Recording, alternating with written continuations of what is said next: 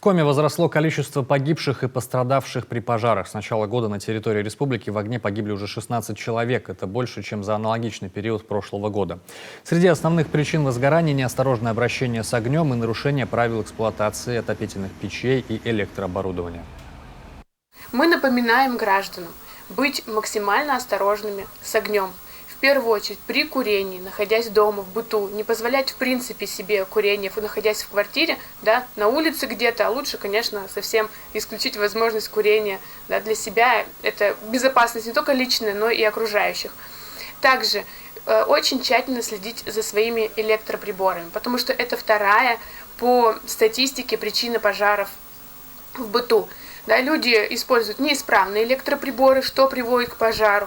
Электроприборы некачественного, да, изготовления. В Ухте с начала года один смертельный случай. На территории муниципалитета усилили профилактические поквартирные рейды.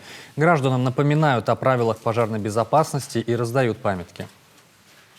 Памяточку, пожалуйста, держите. Главное, помните номер вызова пожарной охраны, да? И соблюдайте все меры предосторожности. Очень хорошо. Инструкцию почитайте, всем своим домашним расскажите.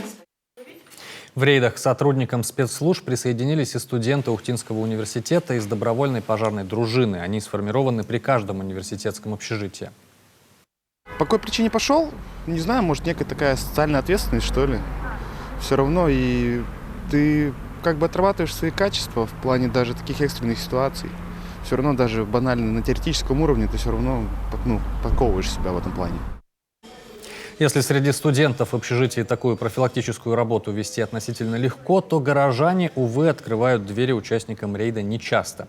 А потому сотрудники пожарной охраны убедительно просят граждан ответственнее реагировать на профилактические обходы.